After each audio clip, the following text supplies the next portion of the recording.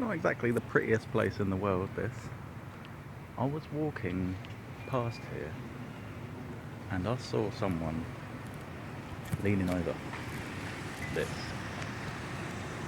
Leaning over and didn't look right. They were actually at this specific bit right here.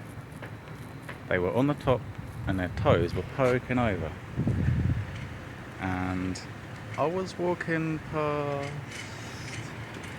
Actually, was I walking past there? I must have been. I was walking past there, saw the person hit, and I thought it didn't feel right, you know. So I come walking this way, and I shout to them, "Are you good?"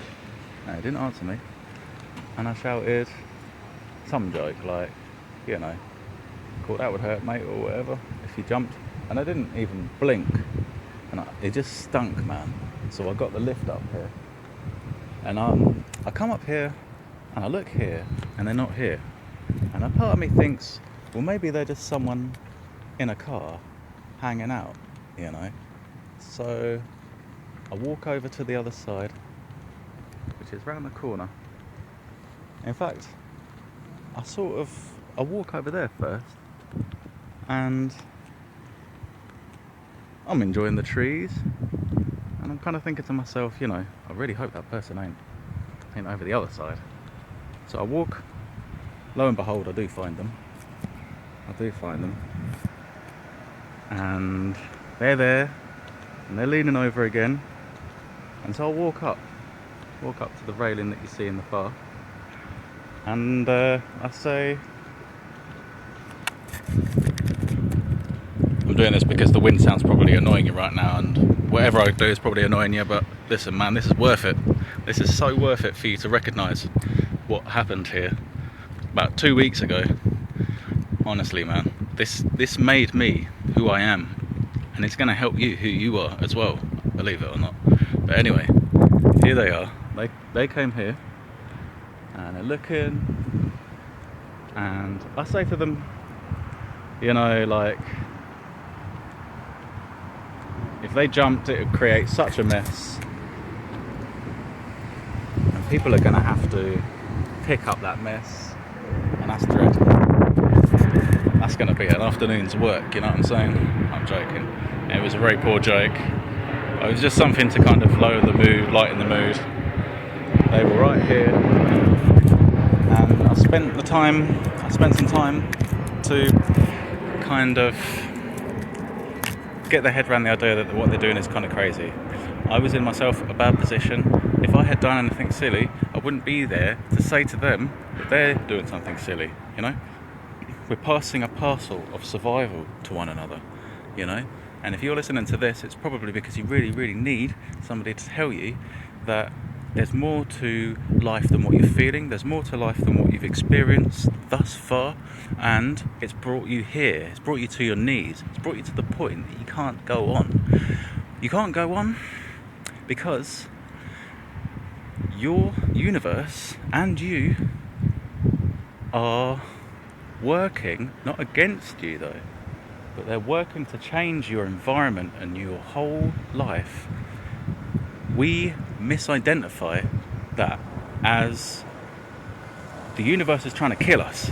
The universe is trying to pressure us into doing something silly, you know? Here's my safe zone, and now I've got enemies in it. Here's the safe person, and now they're an enemy. Here's my only refuge, and now it's something that is contributing to my situation, which sucks, and I hate it, and there's no way out, you know? And the only way out, it seems, is drastic measures, you know? And I'm here to tell you that that's just the way that we feel, but the way that we feel isn't always true, isn't always helpful, you know?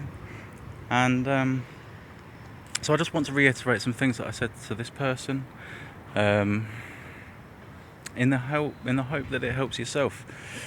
One thing is, we all have people and things that require us to be here. So I said to this person, you know, do you have a pet? Do you have a dependent? Do you have anyone? This person said they had a dog. So don't let the dog be alone. The dog needs you. The dog requires you. You know, if you were that dog and you needed you around, you would need you. I know I kind of lost the point on that one, but you get the idea. You know, don't do it because we need you. All right, we need you, and somebody is going to be in the position that you are in, so that you can be in the position that I am in, and help them. Even if it's just 2 weeks from now, you say, "Hey, listen, 2 weeks ago, I wanted to finish myself. You know, and now I'm not, and I'm giving you the message. We're passing this parcel of survival on. You know, we're passing this parcel of survival on. It's absolutely a beautiful mission. It's a beautiful mission, you know. The people that have put you in this place, the people who have crushed you, didn't know what they were doing. You see, those people, they operate like that because they have their own issues. You see, people, they only want to banish others when those others undermine them.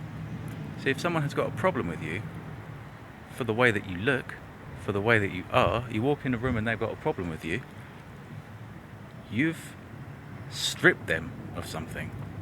Without even trying, that's the issue. Without trying, without lifting a finger, you've undermined these people to the point that they get so uptight, they get so funny, and they have to dethrone you. They have to chop your building down to make their building higher. Here's another aircraft. Flying I, flying soar, I touch the sky. I and I. We touch the sky because we are on our knees right now in the dirt, and we need to fly high. Our spirits have the capacity of flight, of infinite exploration, and yet we find ourselves in an urban hell, and we focus on the grey, and we focus on the grimness, and we say, this is us, yeah, this makes sense to us, this is me, you know. Or we focus on the greenery, we focus on nature, we get out in it, we experience life, we test our theories. Are the people that we are told that are so wrong, that evil, that bad? Or is it actually that the bountiful glory of the universe is found in interacting with those that we have been told are our enemy, and finding in what we believed hatred, we find a new unity? So if someone's got a problem with you, it's their problem, you know. Don't destroy yourself because some other person needs to destroy a self that isn't working for them. And that's what it boils down to, okay? If you're crushed, then it's because you're a sensitive person. Now, we're told that being sensitive is like the worst thing that we could do, the worst thing that we could be, okay? No. Being sensitive is real. We're all sensitive creatures, but we're all crushed into becoming something harder. My analogy for sensitivity is this. Thermal imaging cameras are remarkably impressive things, okay?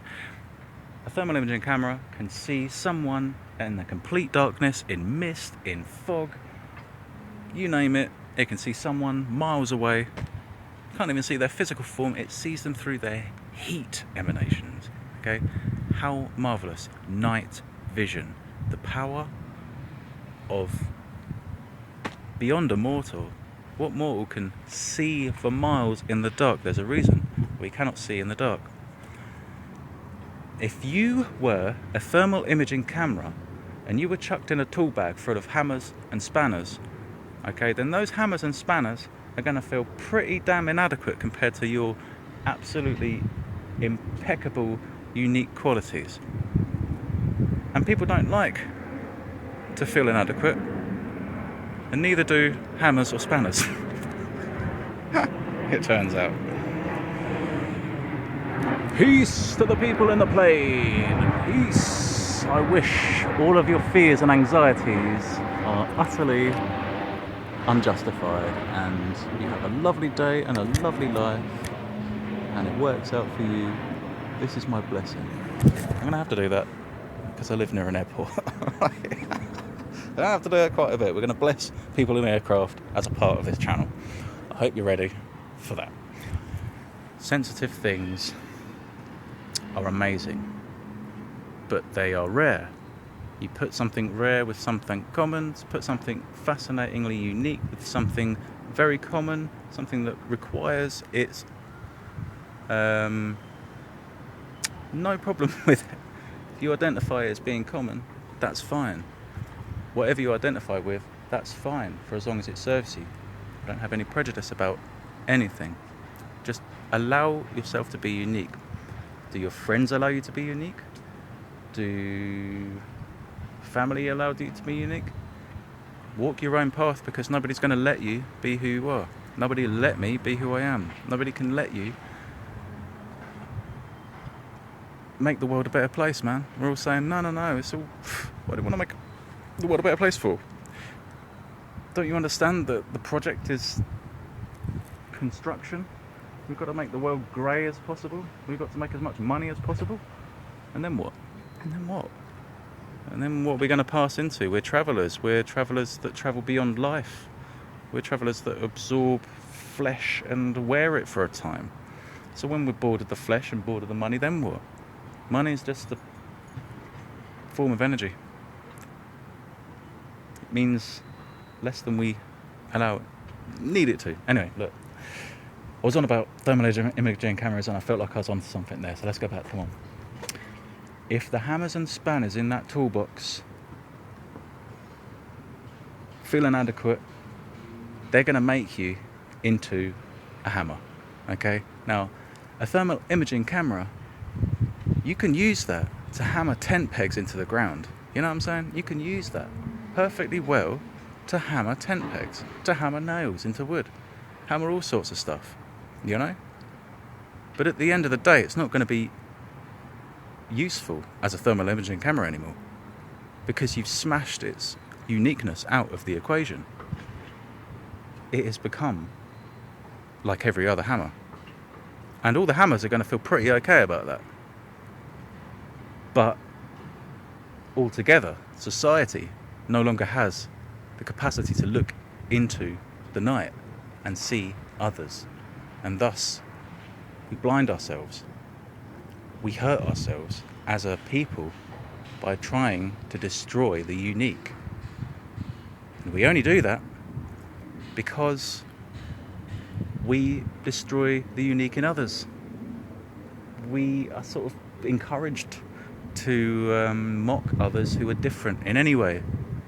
And it becomes a downward spiral where no one is allowed to enjoy anything.